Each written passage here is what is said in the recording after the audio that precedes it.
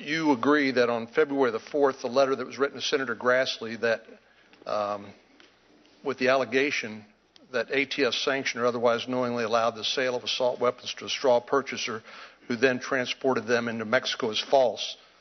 That letter, dated February the 4th, 2011, is itself false. We now know. I'd say what I said is it contains inaccurate information. Well, isn't that false?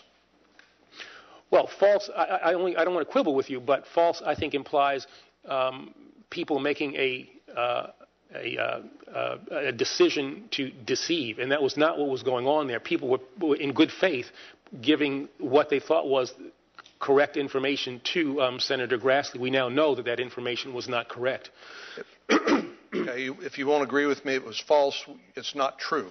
You agree with that, right? I'd say it's not accurate. It's not accurate. Mm-hmm. Did the person who wrote this letter on February the 4th, 2011, have they ever been disciplined or otherwise been held accountable for providing false information to a United States senator?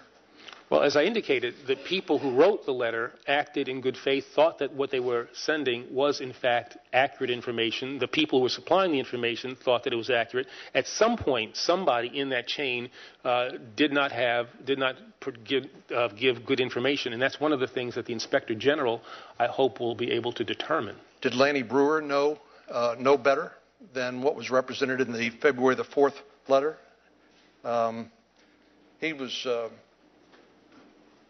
Was he privy to either of these two memos, the July 5th, 2010? He said he was briefed April 2010. And by the way, what office does Lanny Brewer hold in the Department of Justice? He's the Assistant Attorney General for the Criminal Division. And why would Lanny Brewer, knowing as he did back in April 2010 about Operation Fast and Furious, allow a letter that went out on the department stationery February the 4th, 2011, why would he let a letter that was false represent the position of the Department of Justice? Well, first off, the briefing, the blue one, AAG Brewer brief, that was about wide receiver. That wasn't about Fast and Furious. By the way, do you know the differences between wide receiver and Fast and Furious? I mean, do I know that they're different operations? Right. And so do you know the differences, the factual differences between wide receiver and Fast and Furious? Well, I mean, there are a number of differences, both, I think, in scope, both in terms of time. The Bush administration was the one that started wide receiver.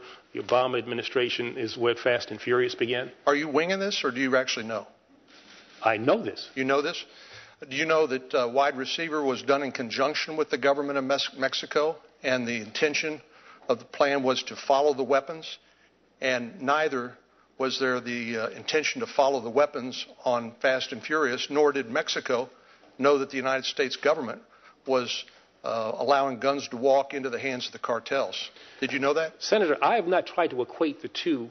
I've not tried to equate wide receiver with Fast and Furious. I'm just asking you if you know the differences between the two. Sure, and as what I know about wide receiver, what you have said is in fact correct. There are memos that talk about gun walking that are related to wide receiver, but again, I'm not trying to equate the two. When you got Senator Grassley's letter on January the 30th, 2011, why didn't you investigate? I did. I asked people on my staff to look into the materials or the concerns that were raised in the letters. It was a January 27th letter, I believe, and a January 30th letter. I think there were two letters that he gave me on, I think maybe the 30th or 31st, something like that. And I asked people on my staff to look into that, and they did. And they started asking questions within the department about the material that was contained in the Senator Grassley letter. And of course, that was just shortly after the letter that Senator Grassley gave you was shortly after the well-publicized murder of Brian Terry, the United States law enforcement agent. Right. And to be clear, the letters were addressed to the acting head of ATF, Ken Melson, but he gave them to me. Who works for you? He gave them to me on January 31st. Right. And so does, I believe that you told Senator Whitehouse that you thought your staff made the right decision in not bringing Fast and Furious tactics to your attention. Is that correct? No, that's not correct. Okay. What I said was that there was no indication in the materials that they reviewed that contained anything about the tactics that were used in Fast and Furious, and as a result, there was no need for them to bring to my attention the reports.